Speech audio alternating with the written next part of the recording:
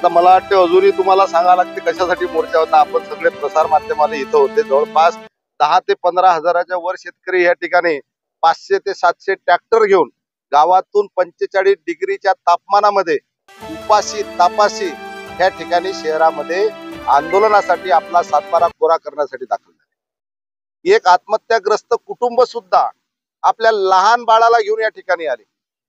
आम्ही त्या कुटुंबाला विचारलं, आपण कसे काय एवढ्या उन्हामध्ये आल्या. त्या महिलांनी सांगितलं असेल, माझा पती जरी गेला असेल परंतु ह्यानंतर कोणती महिला विधवा झाली नाही पाहिजे, कोणत्या शेतकऱ्यांनी आत्महत्या केली नाही पाहिजे. कारण की पतीची आत्महत्या झाल्यानंतर कुटुंबाचा कसा उद्ध्वस्त होते. माझ्या मुलाची परिस्थिती काय, माझी परिस्थिती काय, मी मुलाला जीव घालू का त्याचं शाळेचं शिक्षण करू.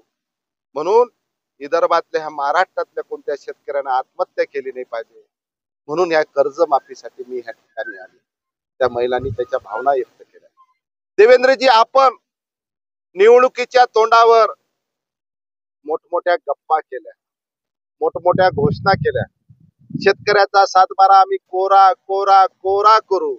एखादा फिल्मी हिरो जसा भाषणामध्ये सांगतो तशा पद्धतीने आपण फिल्मी हिरो सारखं भाषण देत होते. शेतकऱ्याचा सातबारा कोरा कोरा कोरा. आज कुठे गेलं तुमचं ते भाषण. म्हणून देवेंद्रजी, आपण लवकरात लवकर शेतकऱ्याचा दिलेला शब्द पाळावा. शेतकऱ्याचा संपूर्ण सातबारा कोरा करावा. नाही तर येणाऱ्या हिवाळी अधिवेशनामध्ये या पश्चिम विदर्भातले सर्व लाखो शेतकरी घेऊन ट्रॅक्टर मोर्चा आम्ही नागपूरला काढू आणि विधान भवनाला घेरावं. शिवाय आम्हाला लढताच येत नाही. जात आणि धर्म आमच्या डोक्यात टाकला आणि खरी अधिकाराची लढाई आयटी सेलनं संपवली.